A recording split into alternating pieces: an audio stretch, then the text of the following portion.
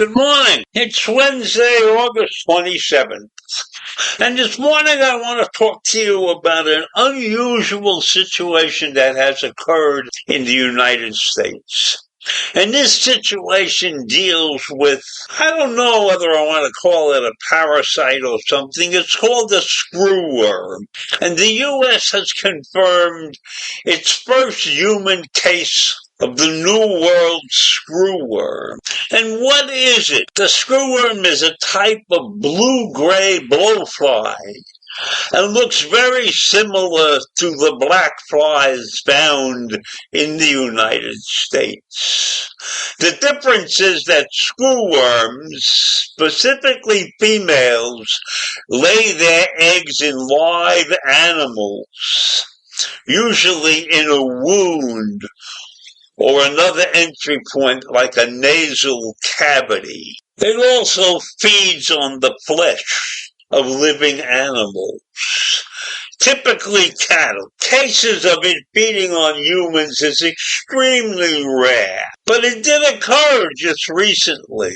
And it doesn't kill you, but it makes you ill. And the Centers for Disease Control and Prevention, in coordinating with the Maryland Department of Health, confirmed this case on August 4th. And this is a case of a patient who returned from traveling to El Salvador. This is the first human case of infection, fly larva, from an outbreak-affected country identified by the United States. Currently, the risks of public health is extremely low, but we ought to know that it has arrived in the country. And a spokesperson for the Maryland Department of Health confirmed that the individual, a resident of Maryland, has recovered from the infection. The investigation confirmed there were no indications of transmission to any other individuals or animals. And he recalled the detection, a timely reminder for healthcare providers, livestock owners, and others to maintain vigilance through routine monitoring. That means you got to keep your eyes on your animals and your humans to see if any of these New World screwworm, which is a parasitic fly typically found in South America and in the Caribbean, had infected any of our local residents. Infection occurs when the fly larvae feed on the tissue of warm-blooded animals. And humans certainly fall into the category of warm-blooded animals. But mainly livestock is the ones who are attacked by this fly.